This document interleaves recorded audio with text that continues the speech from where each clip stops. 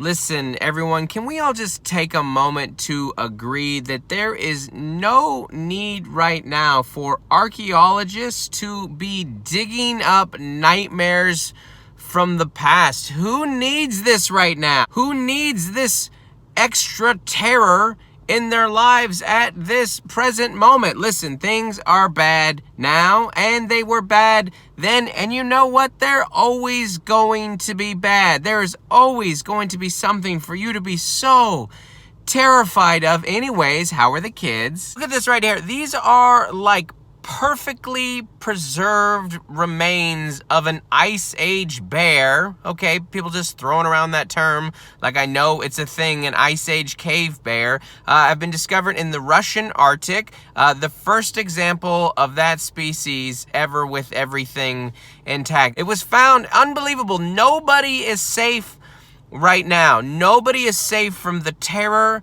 that is humanity right now. These weren't even archaeologists. They were reindeer herders that found this. If you are a reindeer herder on an island in the Russian Arctic and you find this, then terror is coming for everybody. Nobody is safe. You might as well just download TikTok and enjoy your final moments. Last week, there was another earthquake in LA, and as it was happening, I thought, like, 2020 didn't have an earthquake. 2020 is an earthquake. Thank you, Megan, for sending this story for today's edition of Send News. And by thank you, I mean thank you. I continue to be the person in your lives where you see the weirdest, scariest stuff and you go, let's send that to Dustin. I would have been so happy to not know about this. I don't want to talk about this story. Hey, scary things from the past, here now. Look at this thing. It's so scary. It legit looks like the wolf beast thing from the Never Ending Story, which, come to think of it, I think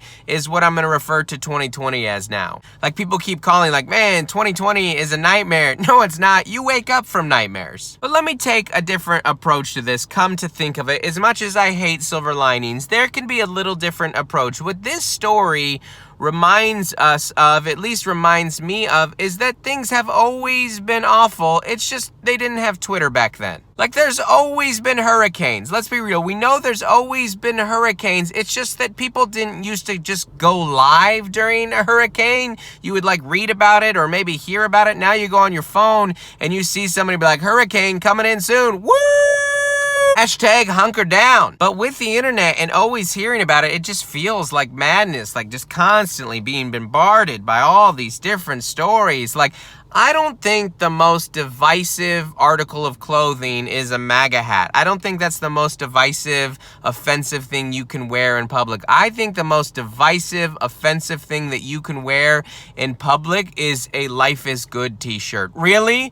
Life is good? No, it's not. No, it's not. Just because you wear that shirt and you treated yourself to a new hydro flask and a camping chair doesn't mean life is good just because you're ignoring everything that's happening. Do you ever see stories like this and just go, man, like, are we living longer than we're supposed to? Like, maybe I'm just living through too many bad things. I'm not supposed to live through this many decades. I mean, yeah, back in the day, dying at 30 probably sucked, but at least you didn't have to live through so many world disasters. Like, yeah, you know, I'm only 12 years older than my kids, and the world is full of deadly creatures and diseases, and there's no clean water, and I don't have teeth or light or power, but man, at least I didn't have to be on Twitter.